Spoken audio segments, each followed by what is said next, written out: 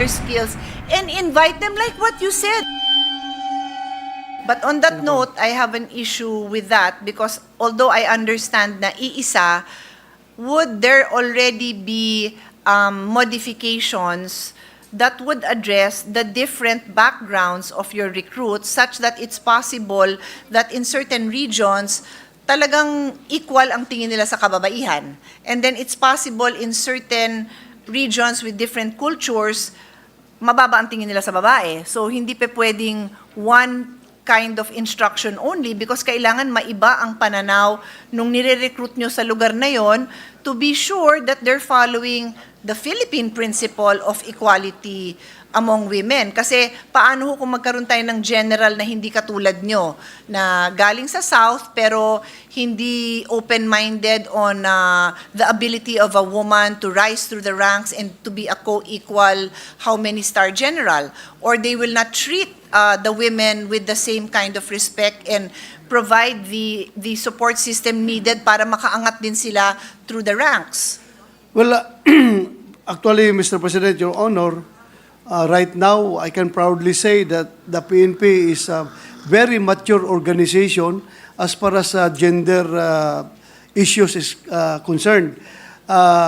Lahat po ng programa tungkol lahat po ng mga batas patungkol sa gender ay ino-observe po ng PNP. Like for example, the observance of ano mga batas ay? Observance of Republic Act number 6725, Republic Act 7192, the Magna Carta for Women Act. Lahat po ito in-observe ng PNP, Mr. President, Your Honor, at yung general policy po yan sa recruitment ng PNP that there should be at least 10% of the recruited of the recruits are women, and 5% of the budget of the PNP is dedicated for gender development. Mr. President, Your Honor. Yeah. Thank you for that, Mr. President. I will revert with a quick comment on the percentage, no? Yung nabanggit nyo po is 15%, ang minimum of 15% yung goal, no? For the recruitment. For the recruitment. For the recruitment. But right now, Mr. President, Your Honor, the actual strength of PNP is that the ratio is one woman,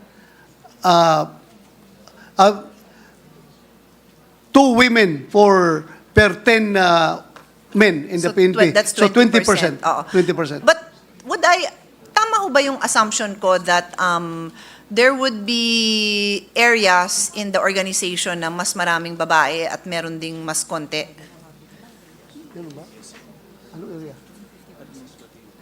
Yes, Mr. President, Your Honor, particularly on the area of administrative services, Okay. mas maraming babae doon kaysa lalaki. How about health?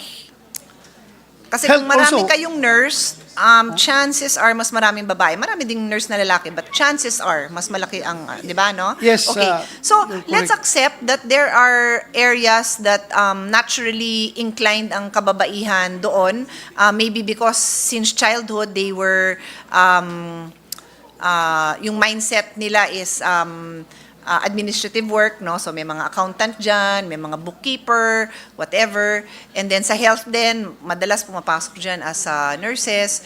I have no issue with that. But again, we want to ensure that all areas, so that's the clear answer I want to hear, all areas, unless it's a hazard to a woman, and I also respect and understand that because like in the airline industry, I'm not sure after what month of pregnancy, tatanggalin ka na sa duty mo as a flight attendant, no? And that's for the safety of the woman. So I am very conscious of that, and I would want to make sure that PNP takes into consideration the special biological functions of a woman. But on that note, meron ding efforts to ensure that may opportunity din ang mga babae to enter all fields. Yes, Mr. President. First of all, I would like to answer regarding the issue on yung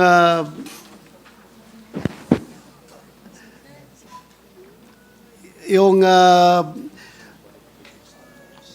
yung sa women, Mr. President,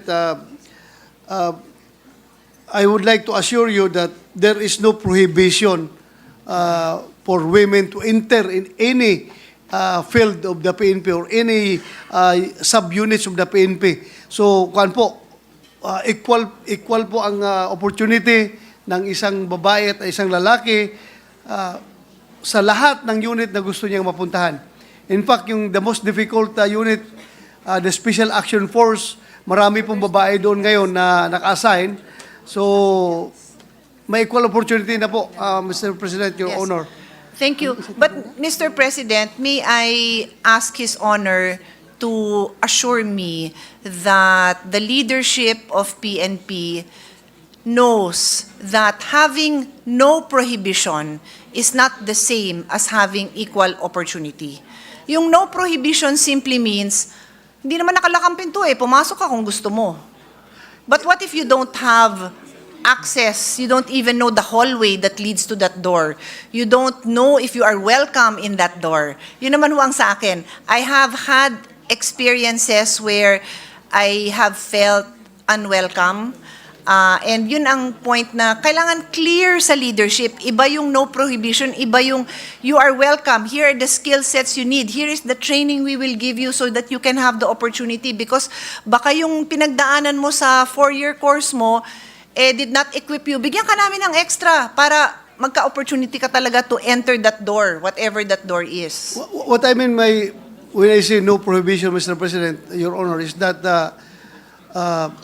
mahirap rin kasi kung gagawa tayo na kailangan dito babae o ito lalaki. Itong male-dominated na unit like Special Action Force, sabihin natin na itong position ito dapat babae. Kasi ang binibigyan rin natin yung chance yung individual female policeman na to exercise her own free will na kung gusto niya pumasok, okay. Kung ayaw niya, hindi siya pinipilit na pumasok. So, ganun pong ibig sabihin natin doon, Mr. President, Your Honor, na walang prohibition. Kung gusto niyo, welcome kayo. Welcome kayo sa lahat na gusto niyong pasukan dito sa organisasyon ng PNP. Mr. President, I appreciate your candidness in your response, but I believe there is still either hindi ko naiintindihan or meron talagang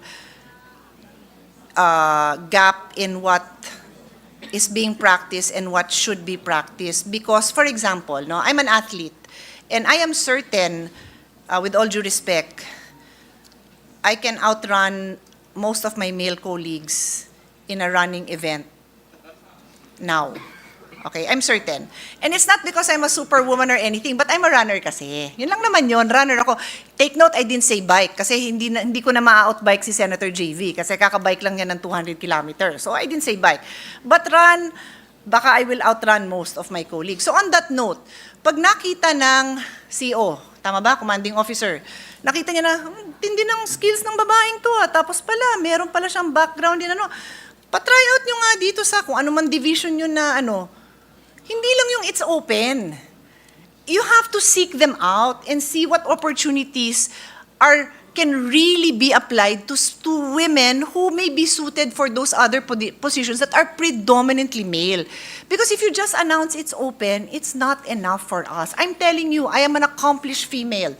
But there are doors that have been very hard for me to open because they are traditionally for men. Well, yeah, actually, Mr. President, it has been a practice of the PNP. Yung sinasabi mo na mag-encourage, mag-recruit, mag-motivate ng mga female na pumasok sa ganitong particular fields. Like for example, I will give you an example. Nung ako si PNP na nakita ko yung mga babae na magagaling magmotor. Sabihan ko siya, uy, why don't you join the highway patrol That's group? what I wanted to hear, Mr. President. Yeah, magaling ka That's magmotor. the example. Yun, we're done. I'm done. I'm ready to move on with the next question. That's all I needed to hear, Mr. President. Yes, kasi Okay. ang gusto naman talaga natin, maximum and optimized utilization of resources. Exactly. So, kailangan gamitin natin Exactly. yung kanilang special skill. So may I ask for your picture with a female motorcycle PNP plastered all over the PNP offices? That is now going to be the reminder that look out for these women with these particular skills and invite them like what you said. Uy, magaling yan, sumama ka. That's what I wanted to hear. That's all. I'm really happy Thank with you, that thank you. response. Thank you, Mr. And that's why President. I know, sabi ko, teka, hindi lang tayo nagkakaintindihan because I know the sponsor, Mr. President. I know him to be the kind of person who will look for these opportunities. But I wanted to elicit that response so that the whole PNP organization will hear this. And this debate that we're having will go on record for eternity. Ito yung hinahanap ko. Yes, Thank you Mr. for that, President. Mr. President. So, I will end actually by just saying, yun lang, Mr. President. Thank you, thank you, I thank will you. end by simply saying that the committee I chair, Sustainable Development, Innovation, and Futures Thinking, I want that embedded, no, in the culture and in the institution.